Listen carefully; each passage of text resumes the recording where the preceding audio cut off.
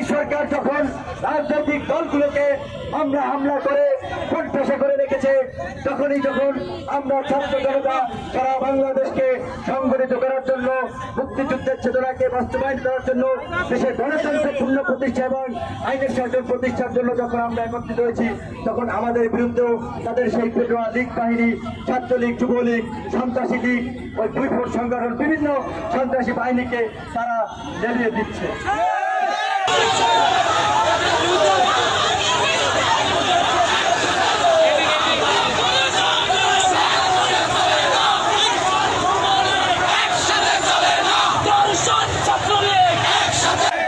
শুধু তারা মামলা করেই ক্ষান্ত হয়নি, আমাদেরকে বারবার রক্তে রঞ্জিত করেছে, কিন্তু আমরা রাজপথ ছেড়ে যাইনি, আমরা মানুষের পক্ষে কথা বলা বন্ধ করিনি। সে কারণে তারা এখন আমাদের নামে নানা ধরনের মিথ্যা মামলা দিচ্ছে।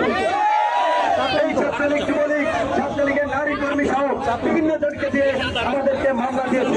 তারা আমাদেরকে প্রলোভন দেখিয়েছে, আমাদেরকে কিনতে দিয়েছে, সেটিতে ব্যর্থ হয়ে তারা এখন আমাদের চরিত্র হনন করার জন্য নানা ধরনের কালিমা লেপনের চেষ্টা করছে।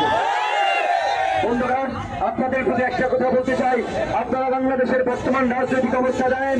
বিরোধী দলের নেতা কর্মীদের বিরুদ্ধে শত শত হাজার হাজার মামলা রয়েছে। তারা আজকে রাজপথে নামতে পারে না, তাদেরকে হামলা করে কোণঠাসা করে রেখেছে। যখন আজকের ছাত্র যুবক তরুণ যখন আমাদের নেতৃত্বে সংগঠিত হচ্ছে, তখন এই ভারতের দাবেদার সরকার তাদের গতি হারানোর ভয়ে আমাদের উপরেও চড়াও হচ্ছে। যখন ছাত্রাধিকার পরিষদের নেতা কর্মীরা সারা দেশে অন্যের বিরুদ্ধে প্রতিবাদ করে, যখন তারা প্রতিবাদ করছে, তখনই এই ছাত্রলীগ, যুবলীগ, এই পুলিশ লীগ হামলা করছে। আপনারা দেখেছেন গত কয়েকদিনে সিলেটে হামলা হয়েছে, সিলেটের মৌলভীবাজারে, লালমনিরহাটে পুলিশ বাধা দিয়েছে, রংপুরে পুলিশ বাধা দিয়েছে। আজকে সিরাজগঞ্জে ক্ষমতাসীন দলের দুর্বৃত্ত লীগ তারা হামলা করেছে।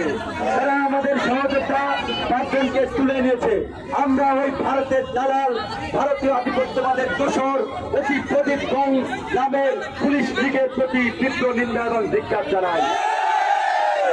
আজকে আপনাদেরকে সচেতন থাকতে হবে।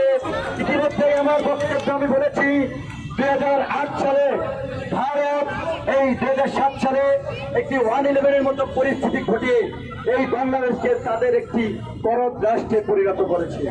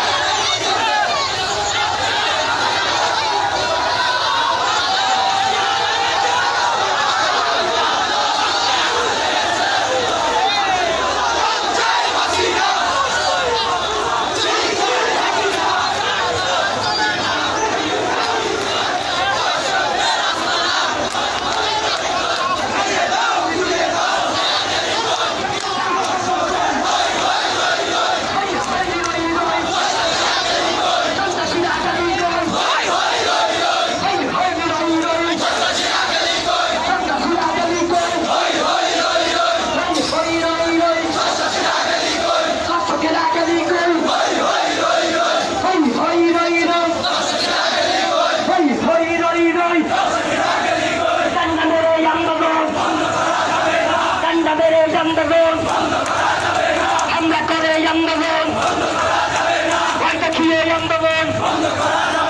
পুলিশ আন্দোলন।